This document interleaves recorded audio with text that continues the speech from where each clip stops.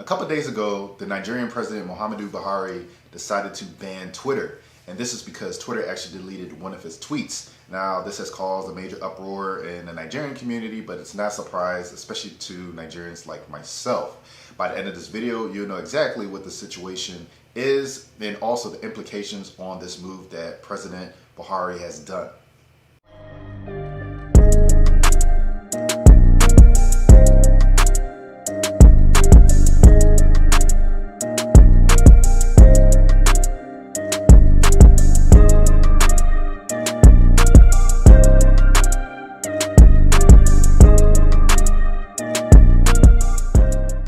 This is 28 with YORUBADE, a channel focused on topics related to the West African community, specifically pertaining to personal development and also business. If you want to join a tribe, like this video and subscribe to the channel. Also, remember to click the bell so that you'll be alerted when new videos drop.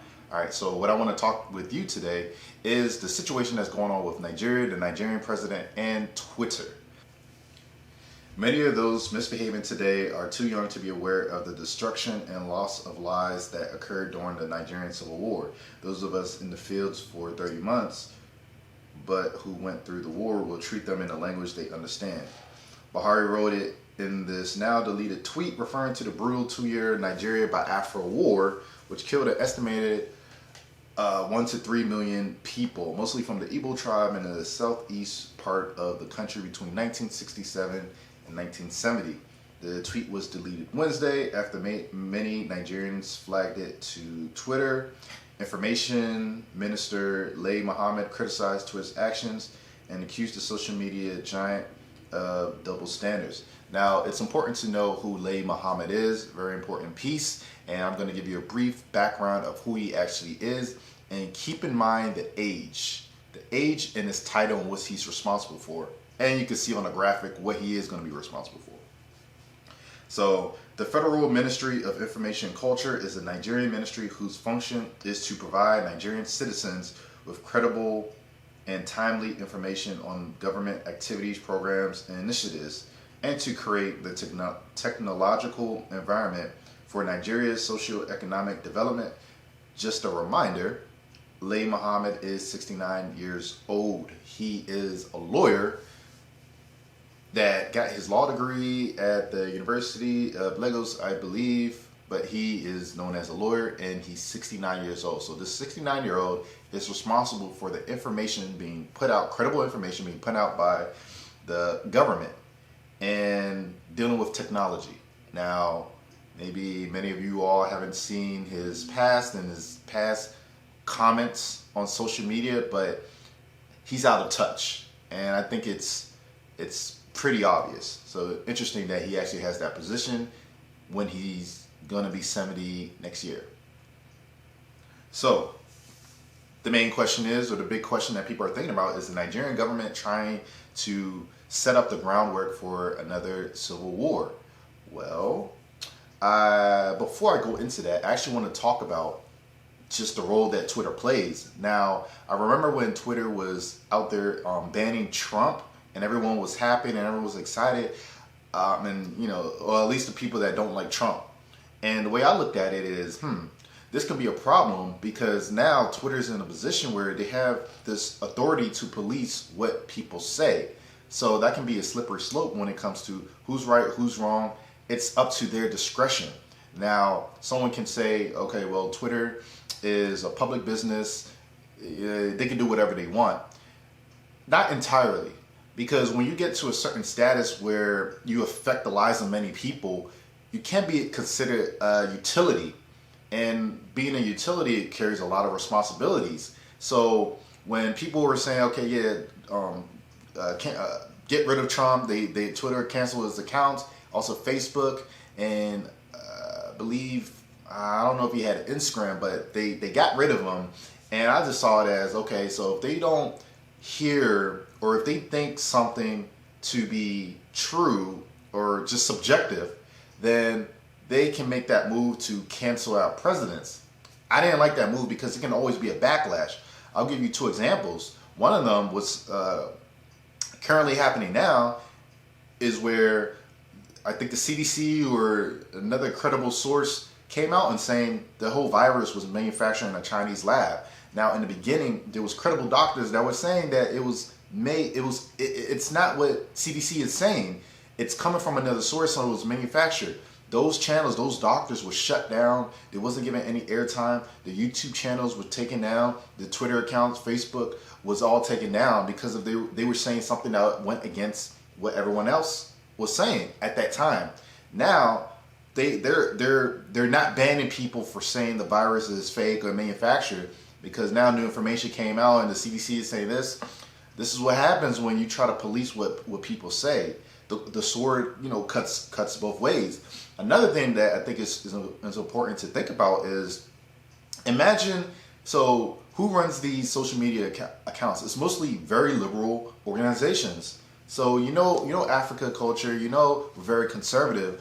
Imagine an African president, a leader, going out and just saying, hey, look, you know what? We're not for the LGBT. We're not for the same-sex marriage. That's not how we rock. Our country is traditional. We go with the nuclear family. We're not ashamed to say it. That's who we are. If you don't like it, then forget you. Now, imagine if Twitter came and got rid of that leader.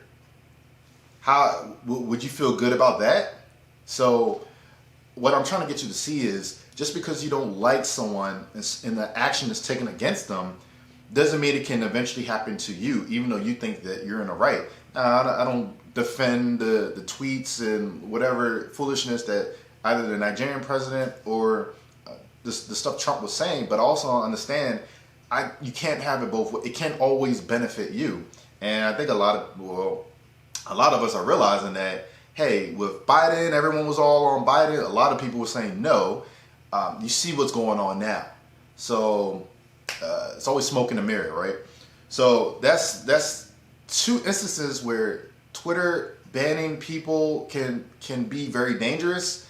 So I'm not so happy when this stuff occurs. But yeah, I mean, when you're saying a tweet that is referencing the Civil War as a president, that's very irresponsible. And Lai Mohammed should be in charge of managing the information that comes out. So his role is he has to defend it or whatever. This is why they're out of touch. They're just insensitive and they're just not capable of being professional. So I wanted to say that really quick. So if you're not aware of the Nigerian Civil War, to fully understand it is best that you do your own research. But what I'll try to do is at least give a quick summary of what it was about, and also even now how the government acts with this information. So Lai Mohammed is supposed to be in charge of information, a credible source from the government that talks about the dealings in Nigeria. So it's three things that they do when it comes to this topic of the Civil War. The first thing is they don't talk about it. So this is a government that doesn't acknowledge in a direct way of the destruction that the Nigerian Biafra Civil War did to a sector of people. They simply just don't talk about it, which is astounding that this many people, 3 million people, or just about 3 million people died, and there's no day to commemorate any of this. That's a bad move. They also banned the Civil War from being taught in schools, really history. So when I first found out that they got rid of history from the schools, I knew something is up. This ain't right. This doesn't make any sense. So now they don't talk about it, and then they ban it from being taught in the schools. It's looking like they just now. It's to be fair, it's not Buhari's regime. They already banned history, but what it's setting up is you're gonna have a generation of people that don't really understand what exactly occurred, and that's messed up because it's doomed to repeat itself. They also disrespect the survivors of the Civil War by being silent on the role of the government in killing a lot of these people. A lot of the people from the Civil War, the military was shooting them in that nature, but a lot of the deaths came from starvation. So what the military did back then was they just set up blockades so that food that was coming from the north wasn't reaching the Igbos. And a lot of them just died from starvation. Really horrible death. And they destroyed their towns and never actually gave them reparations, which is, it's messed up. And then at the same time, they don't give them fair seats of power in government. So there's a lot that they're doing about that. So just a quick summary of what the Biafra War was. Basically, it was the attempted ethnic cleansing of the Igbo tribe in southeast Nigeria from 1967 to 1970, where over 2 million people were killed by the hands of the military, and most from starvation. Now, that's the whole. That's basically what happened. And there's, of course, there's more detail. You can do your own independent research to find out what exactly is. You have some issues that are really a lot of issues, but the main issues that are happening in Nigeria currently is, number one, the insecurity. There's just so much violence going on, a lot of terrorism. This government is not able to just handle it. It's failed to that point where they can't solve these problems. They're looking for outside help. They're incapable. And then the second part that is really messing up Nigeria is just the economics. The economy, because of the global pandemic and the fact that the economy is so still heavily reliant on crude oil, which that doesn't help them either. So they don't have the funds to equip the military or to train the military properly in order to defend. And then infrastructure, they don't have the money. Well, they're not using it the right way, but let's just say they don't have a sufficient amount of money to actually they do, because that oil money, that's more than plenty.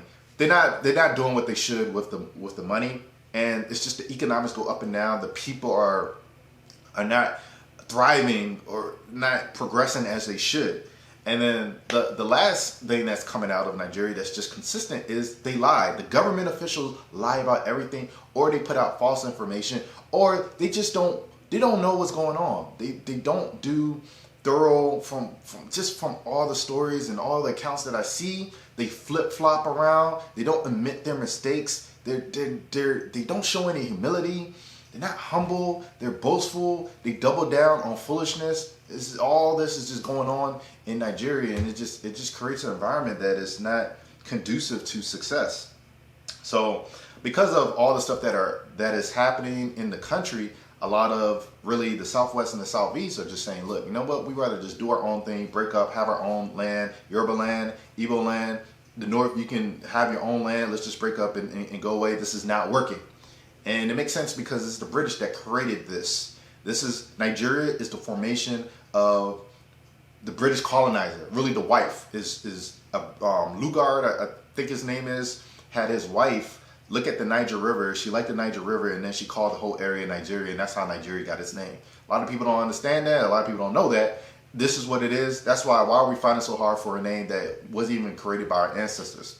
So anyway, so that's what you got going on. The tribes want to break up and have their own autonomy, and they just want to rule themselves. And I think that's if Western countries can create their own nations and do whatever they want to do, then us West African countries, we don't have to stick to these colonized land borders. We don't need it. We need to decolonize our minds so that we can move forward.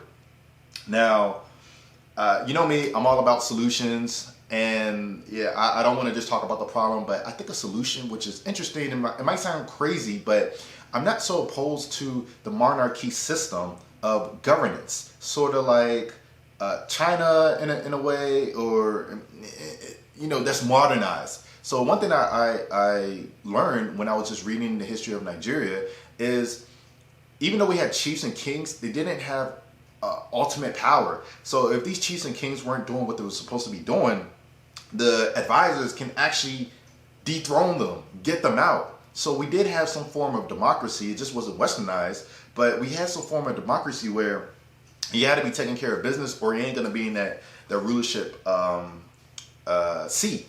So I think just reverting back to who we normally are, like even these presidents, they act like kings anyway. So let's not fight it. Let's see if there's a way that it can work. Of course, you need the right leaders, but you know what? Countries like what do you call him? The dude that got bombed. He won the one golden dinar currency. I forgot his name. Libya, Gaddafi. So Gaddafi, he was a dictator, but his country was actually doing really well. And then, the West came and messed everything up. So it is possible to have dictatorship, monarchy system or whatever, and it actually run efficiently. So imagine if we did have something set up like that. 4 things that can happen, that can come out of it. We can govern on our own terms instead of the remnants of colonization or decolonization. We can actually, have a say in how we govern ourselves. We don't have to fight. The next point is we don't have to fight every 4 years to get a seat of power. Every tribe will be managing its own affairs. It doesn't have to circle power for the presidency. It's ridiculous that this still goes on. It doesn't make any sense, and it's proof that we're different people. We don't see each other the same. So let's just keep it moving. Number 3, we can have an identity. We can strengthen our worldview. So the Yorubas are known for education, schools. We can be known for all the best schools in Africa, whatever. The Igbos are really good at business. They can be known for having the best business schools in the world and go that way. So we can manage how we want the world to view us easily.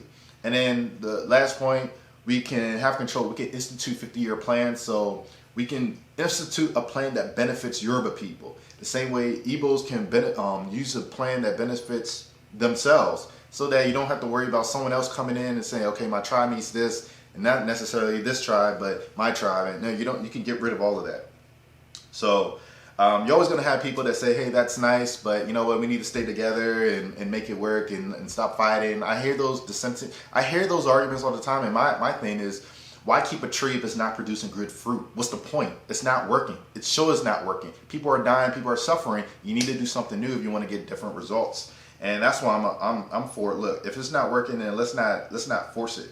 So I just advise, just people to remember that Nigeria is not a creation of our ancestors. It was a creation of the colonizer that came in and said, you know what, you can't think for yourself. We're going to do it for you. We're going to move in. We're going to lump everybody together. You're going to call yourself one. Not understanding that we have hundreds, thousands of years of history of our own traditions and cultures. You can't just force everyone together and just say, hey, well, you one big old black nigger or whatever, and y'all gonna be the same, and y'all just Africans or whatever, and y'all, no, it don't work like that. We don't see each other the same. We can have respect for each other, but just because we can have respect, but we can still manage our own thing and do our own thing. We don't have to say, oh, we're all one Nigeria. No, we're Yoruba, we're Igbo, Hausa, Fulani, Edo.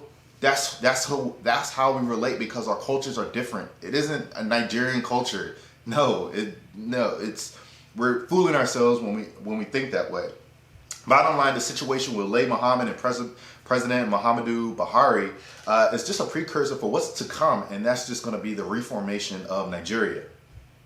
How can this channel help you? 3 ways. Number 1, like this video and subscribe to my channel. Also click the bell so that you can be alerted when new videos drop. Number 2, check out the pinned comment down below so you can see links to books and other resources that has helped me be more strategic in my thinking. And number 3, follow me on my IG so that you can see the events that I go to and just the people that I interact with on a daily basis.